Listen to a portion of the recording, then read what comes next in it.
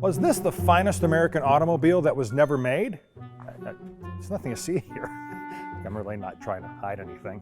Look, over there! There is only 7 of these cars in existence, and this is definitely not one of them. Okay, maybe it is.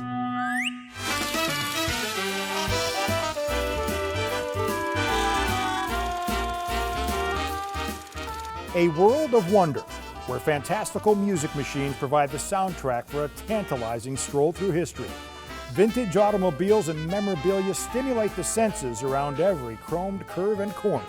This is Inside Stahls.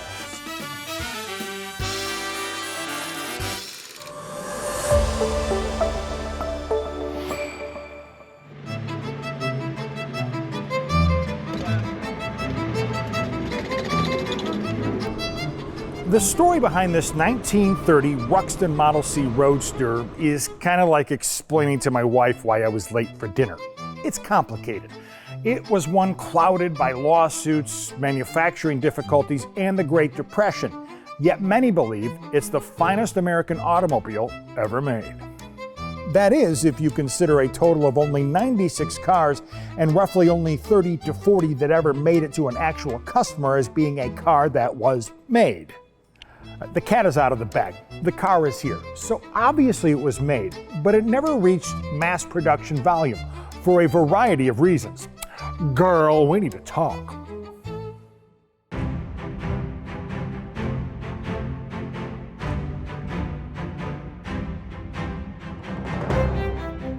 Let's go back to the beginning. An engineer named William Mueller was working for the Budd Company in the 1920s when he began developing a front-wheel drive system. Mueller had a racing background and saw the success front-wheel drive Indy cars had and figured it could translate to daily drivers. Edward Budd loved the idea and believed he could sell it to major auto manufacturers. Mueller went to work, not only on developing the drivetrain, but also creating a full working prototype. Most of the cars at that time were equipped with a conventional drivetrain. For clearance purposes, the body sat on top of the chassis. Mueller's front-wheel drive design didn't require all of that clearance, which allowed the body to be channeled to fit around the chassis. As a result, the car sat 10 inches lower than many of its contemporaries. The lower stance eliminated the need for running boards found on many of the vehicles of that era. By 1928, a prototype was complete and was getting a lot of attention. That's when a guy named Archie Andrews enters the picture.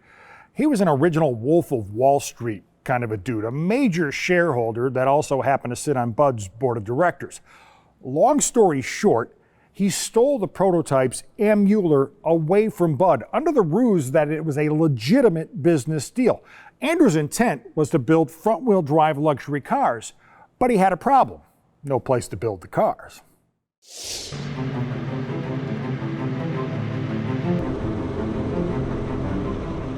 A deal with the Hupp Automotive Company lasted only a month, so Andrews eventually formed a holding company called New Era Motors, and this is how the car eventually gets its name. During prototype production, the car actually sported a question mark hood ornament, which is really cool, and one of the things Andrews got right because it created a sense of mystery and intrigue around the car.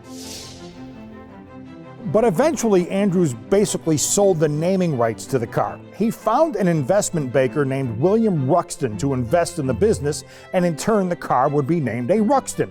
Andrews was quick to share the news, but according to Ruxton, the deal was not finalized, and he ended up suing to get the naming rights back. Ruxton lost, but to this day, the car bears his name against his eventual wishes. This Andrews guy was a real piece of work. But his story and what he did is a big reason why the Ruxton never reached its full potential. The combination of his shady business dealings, the inability to find a manufacturer to produce the Ruxton in mass quantities, and the eventual stock market crash in October of 1929 forced Andrews and his New Era Motors to file for bankruptcy in November of 1930.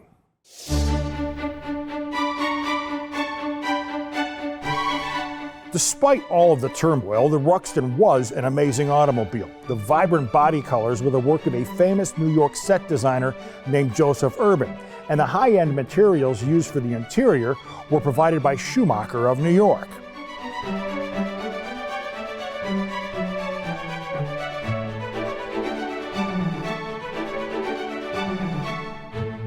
The Ruxton here at Stahls is one of only 7 roadsters in existence with coachwork provided by Baker Roulet. The Ruxton is the rarest of the top 20 U.S. luxury cars registered between 1927 and 1934. This is chassis number 10C72.